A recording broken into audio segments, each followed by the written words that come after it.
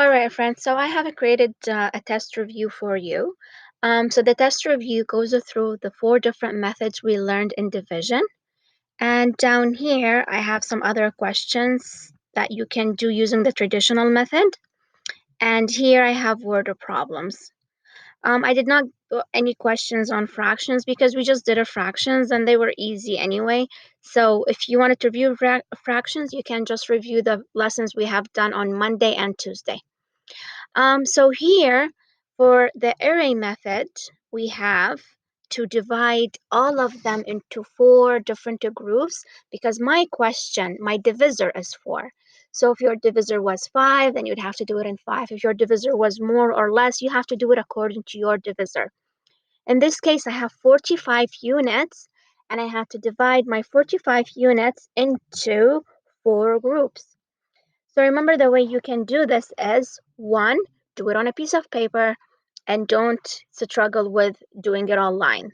But if you really want to do it online, then you can go ahead and you can do it from here where it says insert, drawing, new. And if it says 45, so I have to have 45 units. So in here, I'm going to actually come up with 45 units. I'm just going to do 1, copy it, and then I'll put it under. So that makes it 2. And then I like to make it easier for myself. So I'm just going to select them, count by 2. So it's going to be 2, 4, 6, 8, 10. And now I have 10. And now I can just select all of these. So that's 10. That makes it a 20, 30, 40. Now I have 40, but it's only 45. So I have to do the rest myself with this. So 41, 42, 43,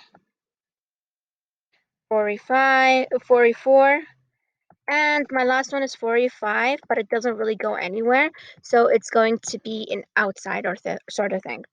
So if you count in here, each group, you have 11. So this is 11, this is 11, and so on. So therefore, your answer is 11 because each group has 11, and your remainder is a 1. So therefore, you're going to bring this down here, and you're just going to write 11, a remainder 1. Okay, so I'll close this off. I'll just undo it because I don't want it to save. I already gave you an example up here. And then when you're doing base 10, and instead of doing individual ones, you're going to count by 10. So what I did in here is I went 10, 20, 30, 40.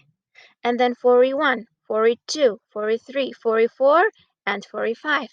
So therefore, my answer is whatever is in the groups, and then the remainder is just a 1. So in this case, that was 11, and you have a remainder of just a 1. Our third method was partial method. What you had to do in partial method is you had to do it on the side. So I'm just going to do it here with my little pen here. So we have, let's see, need some room. I have a 45 in here, so that's a 45. And I'm dividing it by 4. So I do this, and I go like, well, what number do I multiply by 4 that's close to 45? I'm going to say 10. And I know that 10 multiplied by 4 gives me 40.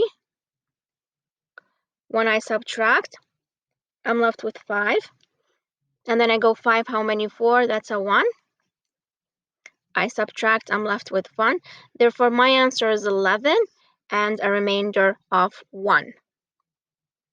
Okay, 11, because you add these two together, and a remainder of 1. Okay, I'll explain it traditional in the second video.